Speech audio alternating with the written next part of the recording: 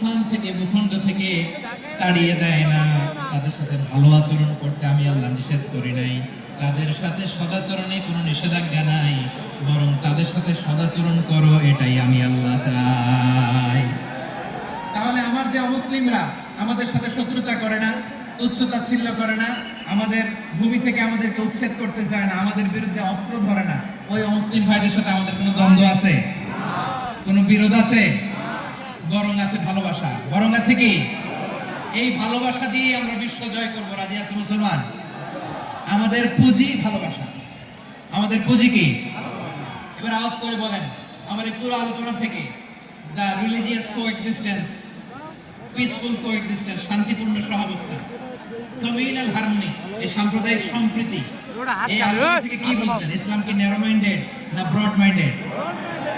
এই broad minded হৃদয় নিয়ে, ভালোবাসা দিয়ে আমরা বিশ্ব জয় করতে চাই। রাজি আছেন? আল্লাহ কবুল করুক। আমরা সবাই পড়ি আমিন। লালমনিরহাটের জেলা স্টেডিয়ামে আমার প্রিয় মায়েরা, বোনেরা, আপনাদের জন্য একটা হাদিস বলে শেষ করব। বিশ্বনবী বলেন, আমার মায়েরা খেয়াল করে শুনুন, বিশ্বনবী আপনাদের উদ্দেশ্য করে বলেন, আল মারআতু ইযা সাল্লাত খামসাহা ওয়া সামাত শাহরাহা হাফিজাত ফুরুজাহা আতাআত বা'লাহা ফালতাদখুল মিন আইয়ি আবওয়াবিল জান্নাতি শাআ। বিশ্বনবী বলেন, ও রমণীরা, ও নারীরা, যে সমস্ত নারী এই চারটা কাজ করবে, এই চারটা কাজের গ্যারান্টি দিবে, তাদেরকে জান্নাতের 8টা দরজার গ্যারান্টি দেয়া হবে। কি চারটা কাজ? 1 নম্বর, আল মারআতু ইযা সাল্লাত খামসাহা, যে নারী 5 ওয়াক্ত নামাজ পড়ে। কি করে? জেলা স্টেডিয়ামে অবস্থানরত আমার নারীরা, বোনেরা, বিশ্বনবী আপনাদেরকে 4টা কাজের কথা বলেছেন, খুব বেশি না। 4টা করলে 8 জান্নাতের দরজা সব খোলা। কোনটা দিয়ে যাবে? যেটা দিয়ে মনে চায়। 1 নাম্বার 5 ওয়াক্ত নামাজ। আমার বোনেরা যোহরের নামাজ পড়তে পড়তে এটা আসরে নিয়ে যায়, আসর পড়তে পড়তে এটা মাগরিবে নিয়ে যায়। এরকম আসরে নাই? লালমনিরহাটে হয়তো নাই। আমার বোনেরা এটা করবেন না। ইন্নাস সালাতা কানাত আলাল মুমিনিনা কিতাবাম মাওকুতা, সময় মতো পড়বেন।